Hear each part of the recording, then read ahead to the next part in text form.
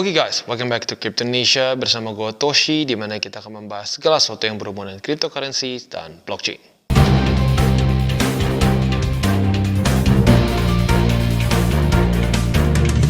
Oke, jadi pada hari ini guys, kita akan ngobrolin mengenai futures trading. Ada beberapa yang masih nanya, Bang gimana sih caranya? Gue nggak ngerti secara teknisnya. Nah, jadi pada hari ini gue akan coba jelaskan dengan simple ya, gue nggak mau bikin terlalu ribet. Dan kalau bisa biar semua orang bisa mengerti. Karena gini, jujurnya dalam kondisi market yang cenderung sideways seperti sekarang, selama beberapa minggu ke belakang ya, antara 20.000 sampai 19.000, itu price range yang lumayan lama di daerah situ ya. Nah, tentunya itu banyak yang membuat orang-orang tergiur untuk short term trade. Tapi sayangnya ya, sepertinya masih banyak yang masuknya salah, masuknya malah ke grup sinyal ya. Mending kalau grup sinyalnya rada bagus ya. Kalau rada bagus kadang-kadang ada SL-nya, langsung dikasih tahu cara SL. Tapi nggak jarang ya, grup-grup sinyal itu memberikan sinyal yang nggak ada SL. Jadi seringkali orang-orang karena benar-benar buta, nggak ngerti, ujung-ujungnya buka posisi, bingung sendiri loh, kenapa saldo saya nol atau kena liquid. Gitu. Jadi lagi-lagi, gue pribadi lebih prefer lu mengerti dulu apa itu futures trading, gimana cara bukanya, baru cari SOP. Nah, jadi pada hari ini kita akan coba jelaskan secara teknisnya gimana cara buka posisi, dan juga kita akan sedikit membahas bagaimana cara kita trading yang nggak bikin kita terlalu tersita waktunya lah ya. Gue pribadi pernah benar-benar menjadi 100% living for trading ya, tapi jujurnya cukup stressful dan jadi nggak terlalu bisa melakukan banyak aktivitas lain. Nah, jadi pada hari ini gue akan coba jelaskan juga bagaimana cara trading yang lebih nggak terlalu stressful dan dengan time frame yang lebih besar sehingga kita nggak perlu mantengin terus chart ya. Jadi kurang lebih seperti itu, dan pada hari ini kita akan tradingnya di Delta Exchange. Nah, alasannya kenapa? Karena seperti yang kita bisa lihat di sini secara pairnya cukup banyak, ini mencapai lebih dari 150 altcoins, dan tentunya nama-nama besar seperti Bitcoin, Ethereum, dan lain-lain ada di sini. Dan yang kedua adalah karena kita bisa lihat secara volume luar biasa besar. 24 jam terakhir 79 juta US dollars, dan dalam 7 hari ke belakang itu kalau nggak salah sampai 700 jutaan US dollars. Ya, jadi, nah ini kita bisa lihat 7 hari terakhir 740 juta US dollars. Jadi nggak ada kekhawatiran lack in volume, karena adalah beberapa exchanger yang secara volume kecil tiba-tiba order kita nggak kemakan. Ya, mau TP susah, mau buka posisi susah. Nah, otomatis di Delta Exchange ini bukan permasalahan karena kita bisa lihat sendiri volumenya luar biasa besar. Ya, jadi tanpa lama-lama lagi langsung kita masuk ke tutorial plus juga mungkin edukasi mengenai gimana kita membuka posisi di futures trading. Oke, nah sekarang kita akan masuk ke bagaimana cara kita buka posisi ya. Yang pertama kita bisa lihat di sini, dan yang paling penting adalah masalah si leverage-nya itu sendiri. Nah, pertama kali lu akan dibukanya ini dalam bentuk margin mode-nya itu bukan bukan langsung USDT, tapi masuknya pertama ke portofolio di sini. Lu bisa pakai BTC, ETH dan lain-lain. Tapi kalau gue pribadi lebih suka pakai USDT biar lebih gampang juga ngitungnya. Ya, jadi kalau gue pribadi akan geser ke isolated. Untuk sekarang cross belum ada ya, coming soon. Jadi masih untuk yang isolated aja adanya. Kita oke. Nah, tinggal kita pilih berapa besar leverage yang mau kita pakai. Kalau gue pribadi, gue lebih prefer menggunakan di bawah dari 100 ya. Tapi kalau contoh di sini gue akan 10 aja. Karena lagi-lagi sebenarnya nggak terlalu perlu besar ya. Ini tinggal kita balance antara si margin kita dengan leverage kita ya.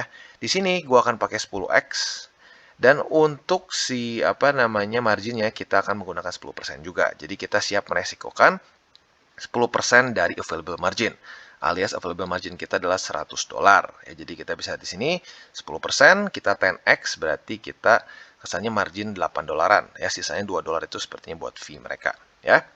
Jadi kurang lebih seperti itu caranya. Nah, untuk secara TA-nya sebenarnya adalah cara TA DCWT kita. Ya, buat lu yang sudah sering nonton DCWT harusnya sudah tahu. Di mana pembahasan BNB ini gue juga udah bahas tadi siang ya. Jadi kalau kita lihat di sini sudah terjadi retest 2 kali di tempat 268 ya. Jadi ini adalah support sebelumnya di tanggal berapa nih ya? Kita cek. Ya pokoknya beberapa hari lalu lah kita bisa di sini. Ini adalah satu support. Nah, ini sudah terjadi retest 1 dan hari ini sudah terjadi retest 2. Harusnya ya, yang paling idealnya adalah kita buka pending order. Tetapi karena ini untuk contoh, ya kita langsung aja buka posisi buy ya, atau posisi long. Nah, Jadi kurang lebih seperti itu, dan nanti yang kedua kita akan coba juga untuk posisi pending order kalau ada waktu ya. Tapi sekarang kita kasih dulu caranya untuk kita buka posisi long secara market ya. Kalau mau limit tinggal kita geser saja ke sini ya. Cara kerjanya sama persis, cuma perbedaannya satu limit, satu market ya. Nah, untuk market kita bisa lihat tadi sedikit berubah lagi, kita ke 10 lagi ya di sini. Nah, kita tinggal buka saja posisi long kita, buka di sini, buy. Kita place order ya. Seperti ini. That's it ya. Kita langsung dapat posisi seperti ini ya. Jadi kurang lebih seperti itu, as easy as that ya. Tinggal nanti target TP-nya kita geser saja di daerah sini ya. Caranya seperti apa? Nanti kita mungkin akan jelaskan lebih detailnya di belakang. Oke, nah setelah kalian sudah buka posisinya ya, dalam contoh ini posisi long, tentunya bisa posisi short juga. Perbedaannya ya tinggal lu klik saja bagian short di sini ya, long dan short. Nah, untuk posisinya lu bisa cek sudah terbuka atau tidak, tinggal lu cari ke bawah ya. Apabila sudah dalam posisi terbuka, dia akan seperti ini ya. Nah, ada beberapa hal harus kita perhatikan. Yang pertama adalah entry price. Nah, entry price ini adalah posisi di mana kita membuka si ya order kita ya. Nah, kalau kita lihat di sini gue buka di 268,41. Sebenarnya kalau mau ngomongin secara SOP-nya, gue sudah sering bahas juga di DCWT karena literally sama seperti SOP DCWT gue ya. Apabila terjadi retest kedua. Nah, alias harusnya pending order di 268,09. Di 268,059 ya. Nah, tetapi karena ini untuk contoh ya kita langsung buka aja secara market ya.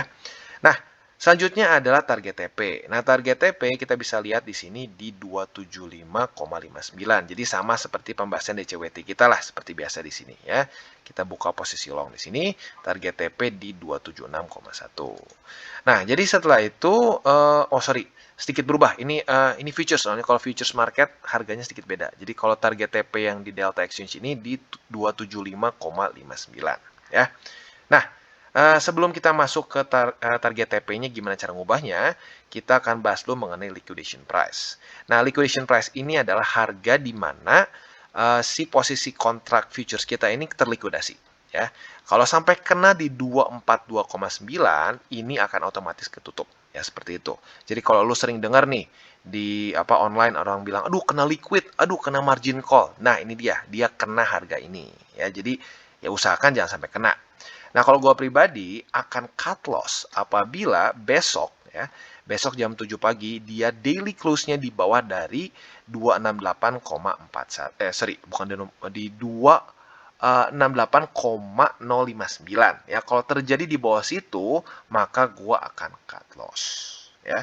Nah, jadi itu salah satu risk management yang harus kalian pertimbangkan. Dan cut loss ini bisa macam-macam.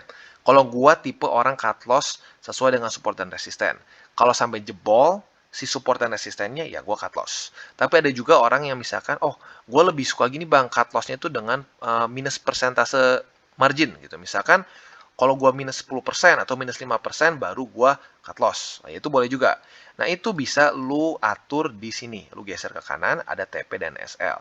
Lu klik add ya dan akan keluar seperti ini.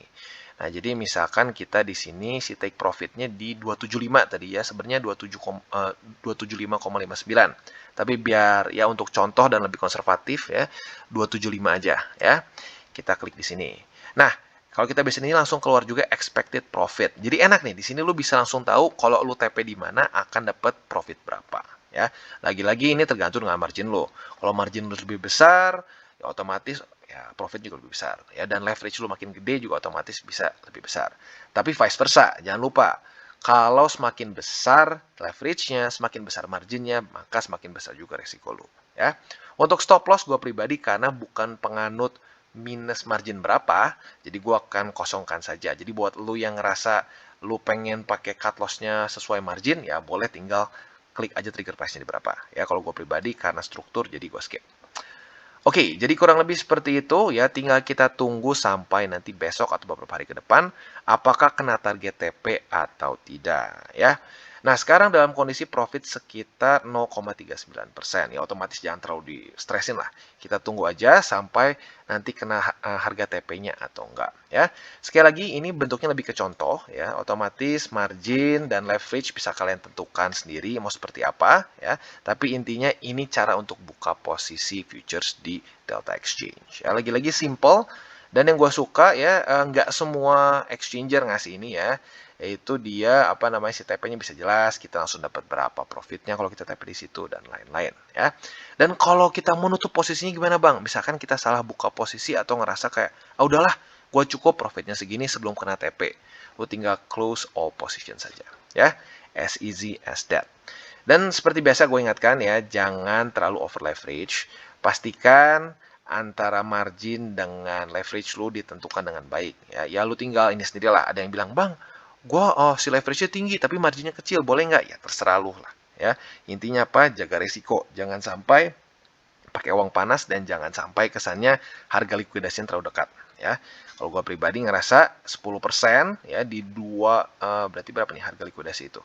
Di 242 ini cukup rendah di sini ya, jauh di bawah sini. Berarti harusnya in theory sesuai dengan SOP gue, kalau sampai dijebol ke bawah ya gue bisa cut loss dengan nyaman lah gitu kesannya. Dan kalau dia naik juga ada kesempatan lah kesannya buat weeknya nggak terlalu mepet. Karena kadang-kadang orang gini nih, dia pengen maksimum banget marginnya karena mungkin ya cenderung kecil atau memang serakah aja.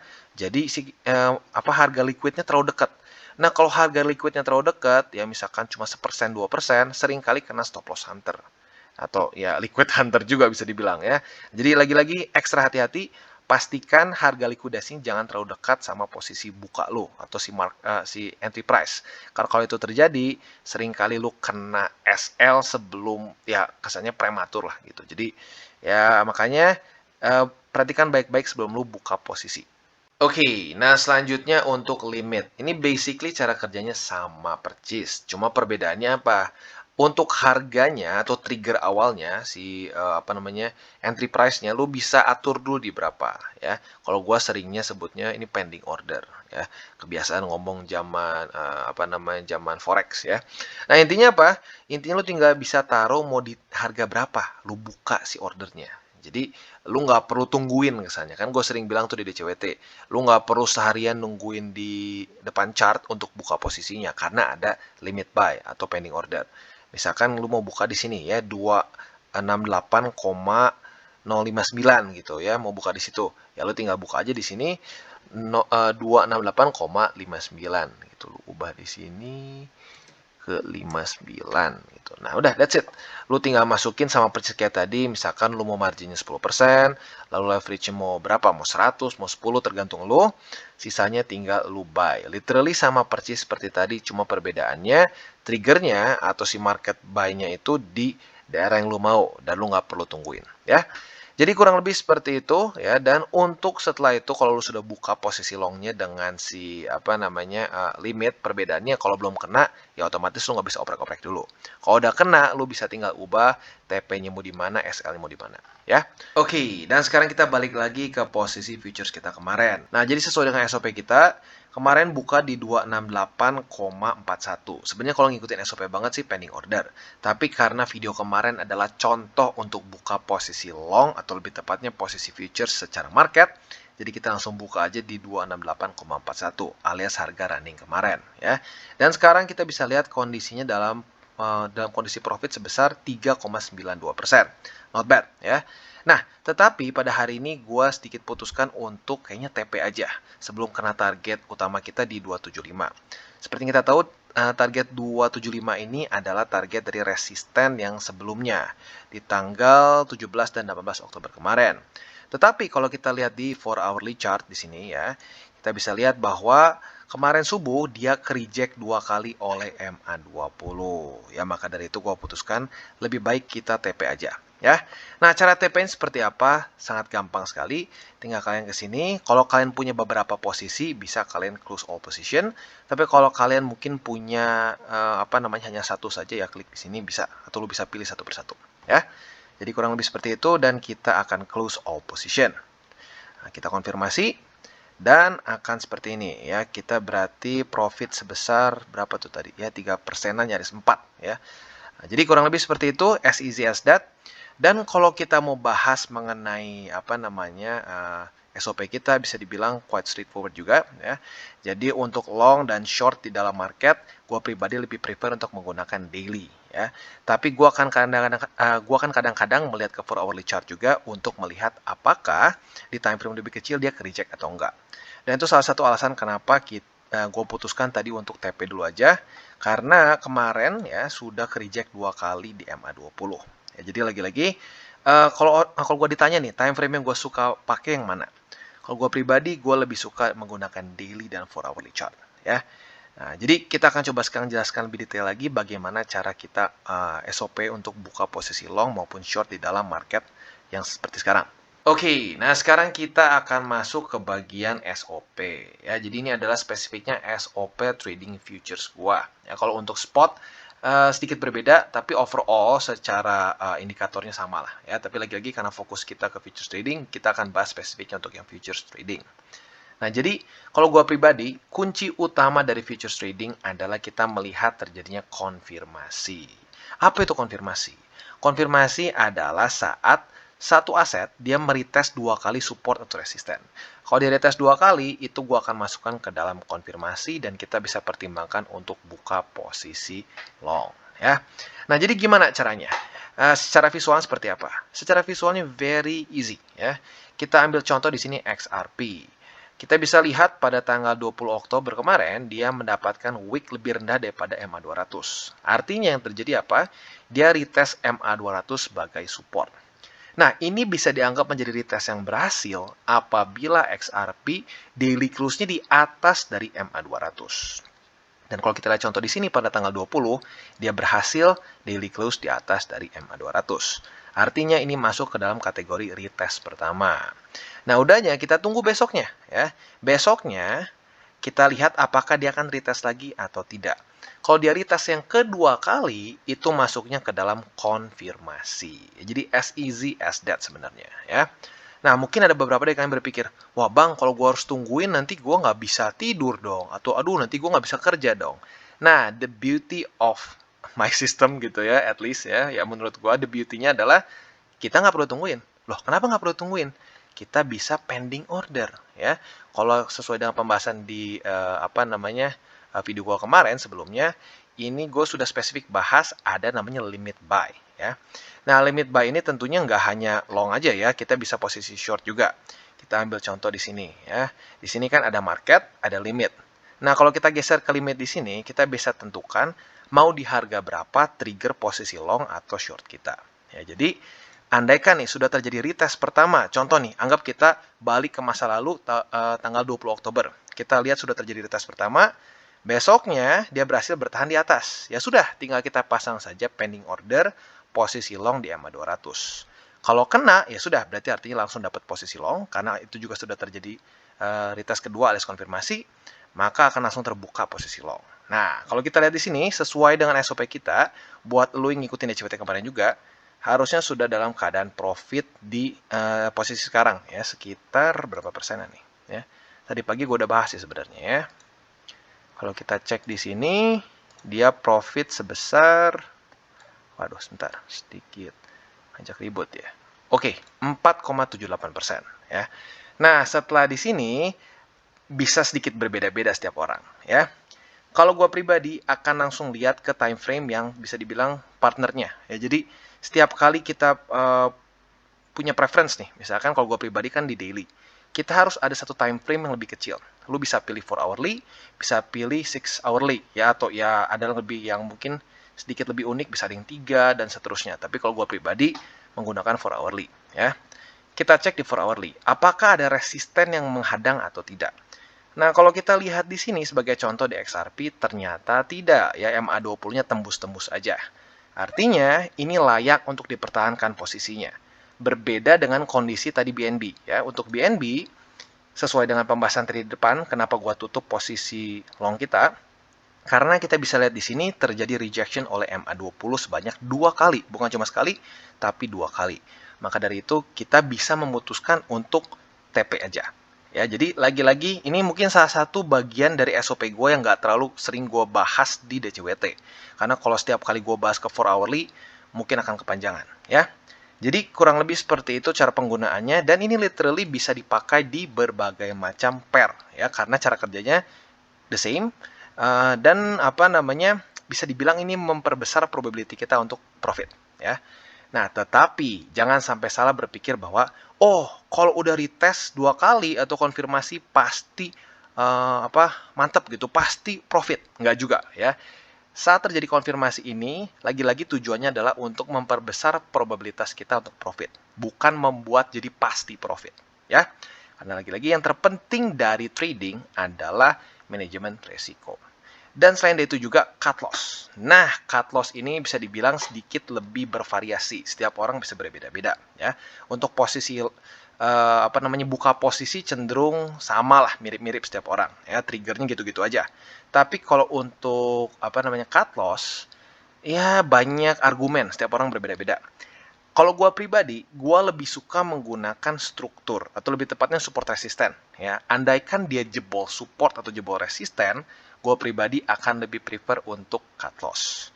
Tapi ada beberapa orang yang merasa bahwa, oh, support resisten ini bisa dimanipulasi oleh whales dan lain-lain. Makanya mereka lebih prefer untuk menggunakan cut loss itu berdasarkan berapa persen minus di margin mereka. Nah, ya itu balik lagi ke lu masing-masing, ya. Nah, jadi kalau lu tim margin ya silahkan ikuti SOP-nya, misalkan minus 5%, 10% cut loss, atau kalau lu kayak gua ya mau cut loss saat sudah tembus struktur juga monggo, ya. Jadi kurang lebih seperti itu SOP-nya, dan tentunya untuk buka posisi nggak hanya long saja, posisi short pun sama dengan logika yang dibalik saja, ya. Kalau long itu kita cari 2 kali retest di sini, kalau short kita cari 2 kali retest di atas, ya, as easy as that. Jadi nggak ribet, ya. Jadi kurang lebih seperti itu SOP yang gua sudah pakai, ya, dan bisa dibilang win rate, ya, win rate kalau gua hitung almost 80% something lah, ya. Balik lagi nggak ada SOP yang 100% untung. Tapi lagi-lagi kalau lo menggunakan konfirmasi, kecenderungan untuk lebih profitable itu lebih besar, ya.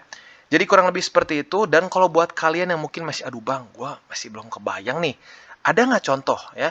Nah, contohnya ini lo bisa lihat setiap almost, ya, nggak setiap hari banget sih, tapi almost setiap hari di DCWT kita. Ya, jadi kita akan upload biasanya jam 12:30 siang. Jadi buat lu yang pengen terus belajar secara langsung, ya, bisa lu stay tune di DCWT kita, yaitu sesi yang paling sering kita upload, ya. Dan buat kalian yang belum nonton DCWT atau Daily Charting with Toshi, bisa klik di sini, di mana kita akan daily chart your favorite cryptocurrencies. Dan buat lo yang mungkin masih bingung cara baca chart, candles, dan hal-hal mendasar lain, bisa juga klik di sini, ada tutorial with Toshi. Dan buat lo yang belum punya mungkin akun di beberapa exchanger besar, bisa cek link reflektor di bawah. Dan jangan lupa juga untuk join Telegram grup kita, di mana kita bisa ngobrol-ngobrol santai mengenai dunia cryptocurrency secara 2 arah. So jangan lupa untuk like, subscribe, click the bell icon, and see you on the next video.